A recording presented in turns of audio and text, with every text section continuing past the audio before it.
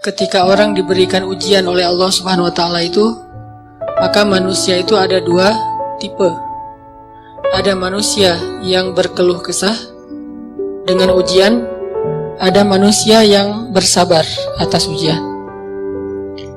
Dan orang yang bersabar ini juga bermacam-macam bentuknya.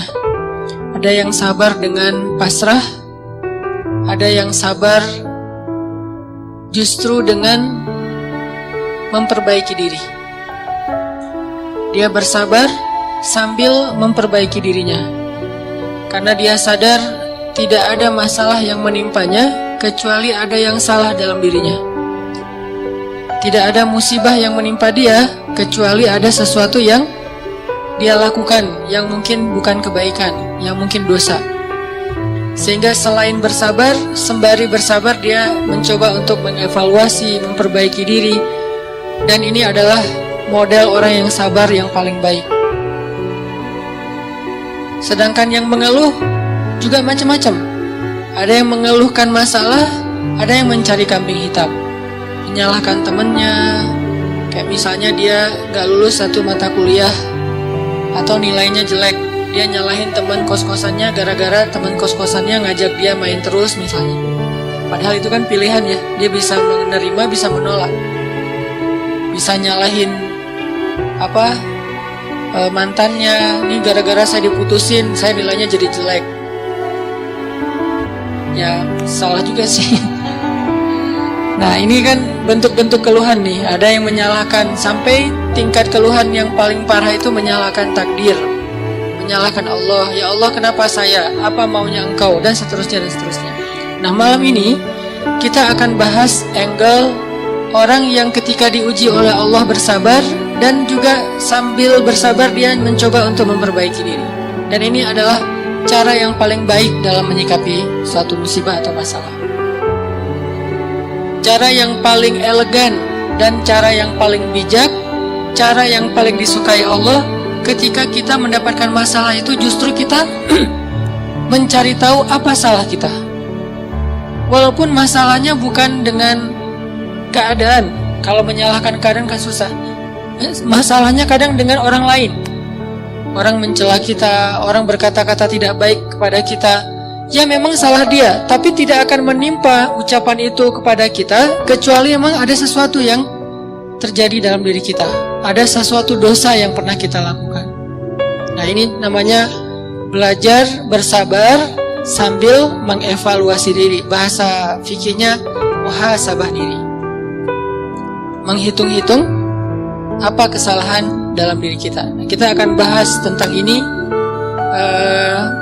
Gimana caranya kita menghadapi masalah, menghadapi satu musibah, menghadapi satu kejadian yang tidak enak dengan sabar, tapi nggak sekedar pasif, nggak sekedar mengatakan innalillah wa inna ilaihi rajiun, nggak hanya sekedar mengatakan hasbiyallah wa ni'mal wakil, nggak hanya sekedar merasa ini adalah cara Allah untuk menaikkan derajat saya.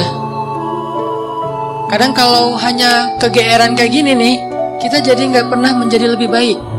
Kan ada orang ketika diuji oleh Allah, boleh sih merasa bahwa oh ini cara Allah menaikkan derajat saya. Tapi kalau hanya kayak gini doang, rasa-rasanya kita terlalu kegeeran. Dan kalau terlalu kegeeran, kita nggak punya dorongan untuk memperbaiki diri. Kalau saya lebih suka angle-nya, kalau orang lain yang kena musibah, kita bilang itu untuk mengangkat derajat dia. Kalau kita yang kena musibah, kita bilang ini karena dosa-dosa saya. Angle kayak gitu tuh lebih enak, lebih produktif. Daripada dibalik, giliran kita yang kena musibah, kita bilang emang Allah tuh yang pengen ngangkat derajat saya, makanya dikasih musibah. Agak GR ya. Giliran orang lain kena musibah, lo sih banyak dosa. Nah ini nih, sering ada judgement kalau orang lain. Coba dibalik, judgementnya ke diri sendiri, ke orang lain tuh husnuzon. Ini lebih enak nih, makanya hadis-hadis penyebab terjadinya musibah itu kan banyak. Coba kita pilih beberapa hadis, satu kita berikan untuk menilai orang lain, yang lain kita ambil untuk menilai diri kita. Nah ini beda nih standarnya. Kayak tadi, kalau orang lain yang kena musibah, kita husnuzon, Allah lagi pengen dekat sama dia. Kita husnuzon, Allah pengen menggugurkan dosa-dosa dia. Kita husnuzon, Allah pengen mengangkat derajat dia. Kita husnuzon, emang orang yang paling dicintai Allah tuh biasanya dikasih banyak ujian. Gitu husnuzonnya. Kalau orang lain yang kena masalah atau musibah, jangan tuh kan, saya bilang juga apa, tuh gara-gara dia dulu zalim sama saya sekarang dibalas sama Allah. Jangan gitu. Jangan kegeeran bahwa itu kayak karma ya, gara-gara dia pernah nyakitin kita sekarang dibalas sama Allah. Belum tentu juga kayak gitu. Kegeeran kita tuh kadang-kadang bikin kita jadi nggak pernah belajar, merasa udah baik, walaupun dalam kondisi yang paling sulit juga merasa udah baik. Begitu dikasih musibah, wah Allah kangen sama saya nih. Harusnya ke orang lain kayak gitu tuh. Begitu dikasih musibah, wah Allah pengen menghapus dosa-dosa saya. Bagus, nggak salah. Cuman kalau keseringan, ini namanya GR.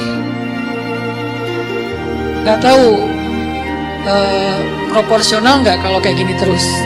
Harusnya jangan hanya ini, diutuhkan juga dengan satu angle lain, yaitu angle, oh saya ada salah, oh saya ada dosa, oh saya ada yang keliru.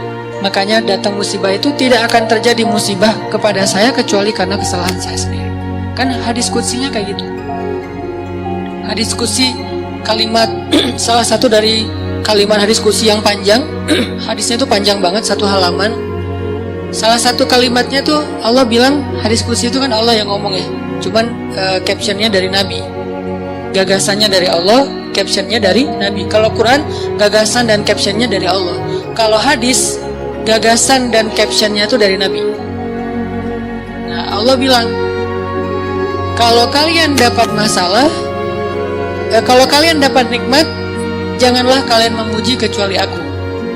Kalau kalian mendapatkan musibah, janganlah kalian menyalahkan kecuali diri kalian sendiri. Jadi kalau kita dapat nikmat, jangan muji diri. Gua emang ya gini lah. Kita sering kalau ke diri itu yang enak-enak aja diambil. Kalau misalnya orang lain, itu mah kebetulan doang misalnya. Kalau giliran kita, ya ini memang saya memang kayak gini orangnya, bukan sombong ya.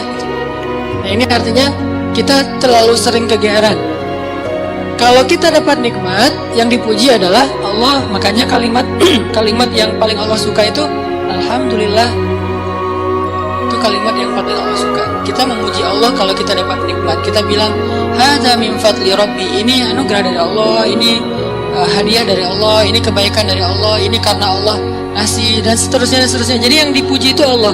Wa amma bi ni'mati rabbika fahaddits, itu membicarakan nikmat Allah, bukan membicarakan kehebatan diri kita. Tapi kalau diberikan musibah, jangan kita menyalahkan siapapun kecuali diri kita sendiri. Nah ini salah satu angle yang dibangun lewat hadis qudsi. Walaupun kadang bisa kita secara realistis melihat kesalahan orang lain. Untuk apa? Bukan untuk mengkambing hitamkan dia.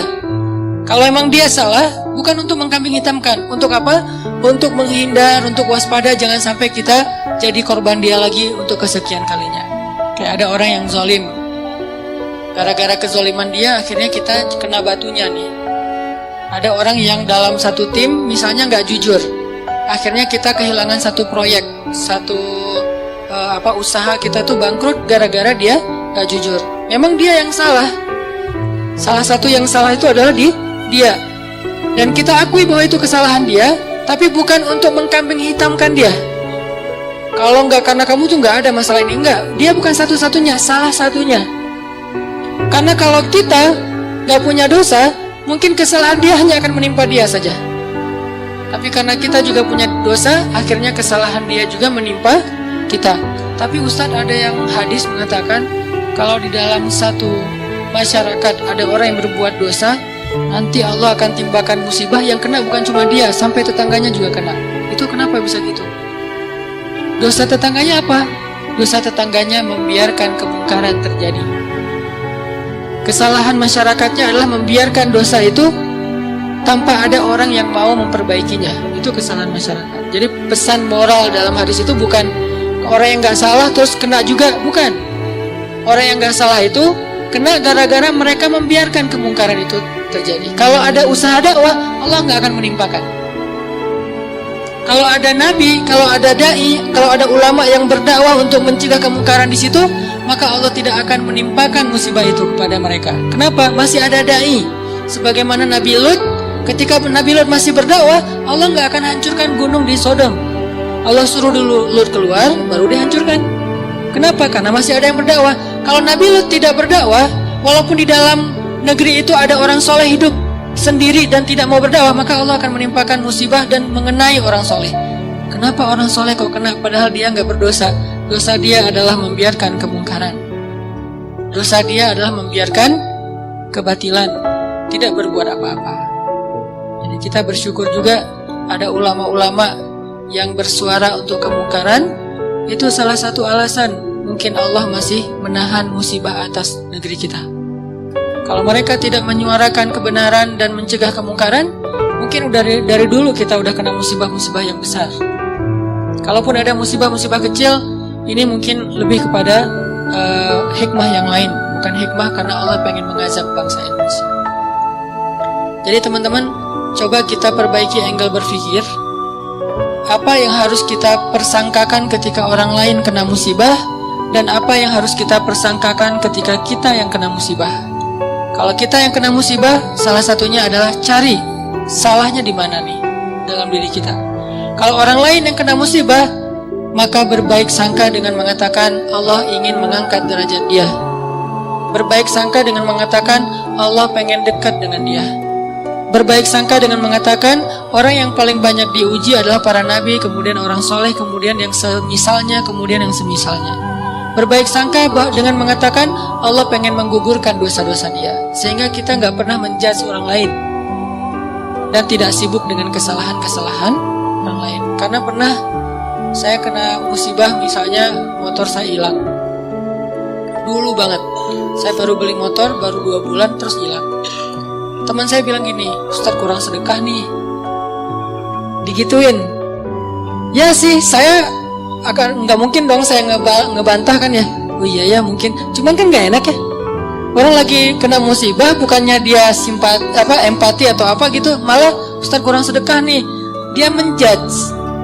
Dan kalau saya kepancing, nggak tahu sedekah saya kayak gimana, kan habis pahala sedekah saya. Udah pahala sedekahnya cuma sedikit, riak pula gara-gara kepancing sama dia, hilang kan, nggak ada manfaatnya kan ya. Dan itu sering loh mancing-mancing kita jadi riak. Kadang-kadang riak kita itu bukan direncanain, bukan gua pengen riak nih, enggak. Kalau kelas kita insya Allah nggak gitu-gitu amat lah. Nggak mungkin kita sedekah pengen pamer, kita beribadah pengen pamer, kita tilawah pengen pamer. Kita tahu lah itu mah sia-sia. Tapi kadang riaknya tuh muncul gara-gara kepancing sama orang lain. Lo nggak pernah gua ngeliat baca Quran?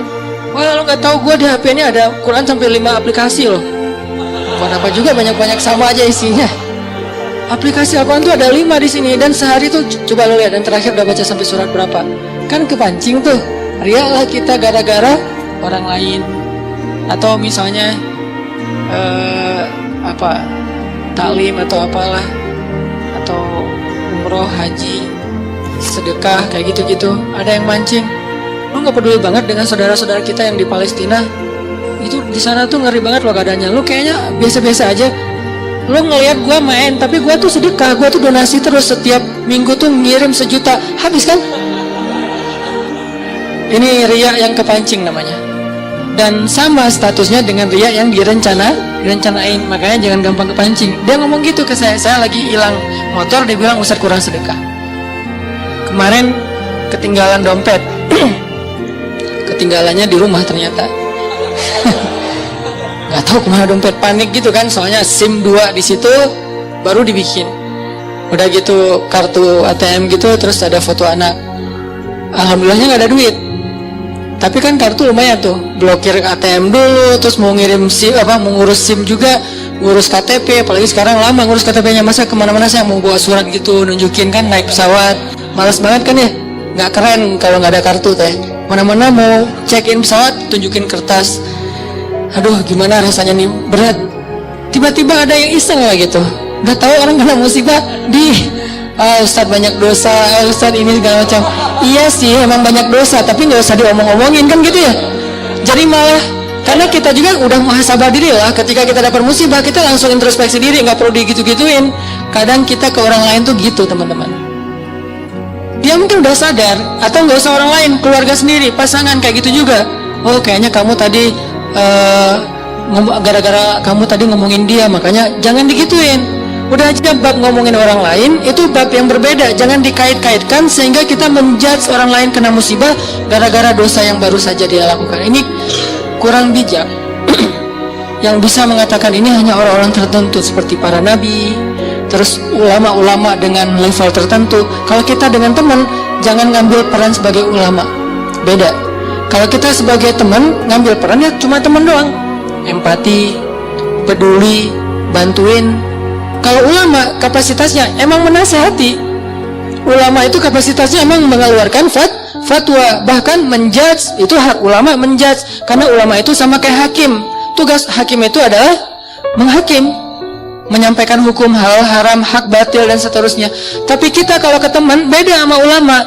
Kalau ulama kayak gitu maklumi, emang tugas ulama kayak gitu. Kalau kita mengambil peran ulama ini nggak bisa dimaklumi, ini agak blunder, agak offset nih kalau menurut saya. Jadi kalau teman-teman ngedengar ada ustadz-ustadz yang di sosial media berfatwa, itu emang tugas mereka. Jangan dijudge juga, nih ustadz ini kurang bijak. Emang gitu. Kalau kita yang kayak gitu, yang namanya kurang bijak. Kalau ulama kayak gitu, bijak itu. Karena kalau ulama diam, lalu di mana amar ma'ruf nahi mungkar? Kalau ulama diam, lalu di mana dakwah? Kalau gitu saya juga harus enggak. Kalau kita enggak boleh ngomong, mending diam. Karena ketika kita ngomong, kemungkinan salahnya lebih besar daripada benar. Terus gimana? Ya udah, bantuin orang yang kena musibah. Jangan dijudge, jangan dihakimin, jangan difatwain. Kita bukan ahlul fatwa. Kita bukan mufti. Kita hanya orang biasa. Kalau mau sekedar watawasau bil haq Ustaz. Ya, watawasau bis sabr juga kan. Kita nasihatnya itu menguatkan kesabaran dia, bukan nasihatnya membuat dia makin jatuh. Rosi, nah ini bikin jatuh nih. Ya, sabar ya, mudah-mudahan Allah dengan modal husnuzan tadi, mudah-mudahan Allah angkat derajat kamu, mudah-mudahan Allah ngampuni dosa-dosa kamu, mudah-mudahan Allah kamu jadi lebih dekat kepada Allah. Ini watawasau bil haq, watawasau bis sabr.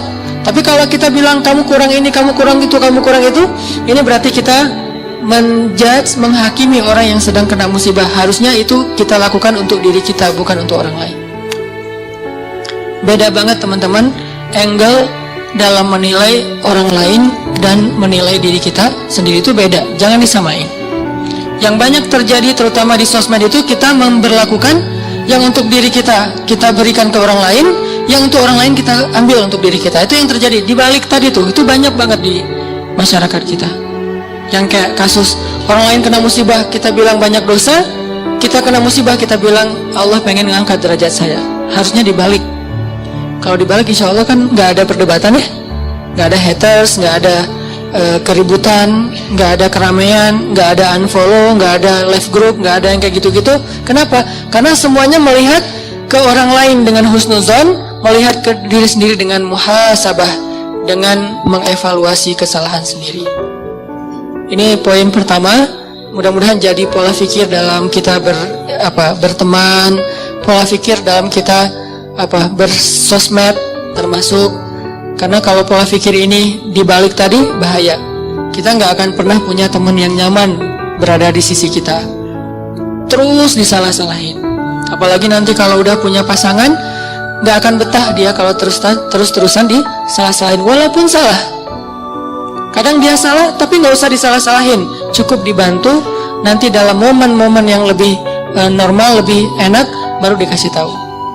Tapi kalau misalnya dia lagi ada masalah, disebutin lagi kesalahannya, secara manusiawi dia pasti akan ilfil. Alih-alih dia nerima nasihat kita, malah menjauh, malah jadi masalah baru. Ini angle berpikir. Terus yang kedua, kita coba lihat bagaimana cara para ulama menyikapi atau merespon masalah. Gimana orang soleh dulu ngerespon satu musibah. Orang soleh dulu, kalau mereka dapat musibah, mereka selalu memeriksa pertama hubungan mereka dengan Allah. Itu yang pertama diperiksa. Karena nggak mungkin ada musibah kecuali karena ada masalah antara kita dengan Allah. Kalau hubungan kita dengan Allah itu, hidup kita tuh bakalan mudah banget teman-teman. Tapi begitu ada kerenggangan antara kita dengan Allah, ada gap antara kita dengan Allah, ada kayak kerusakan hubungan kita dengan Allah, pasti jadinya tuh musibah, pasti jadinya tuh masalah.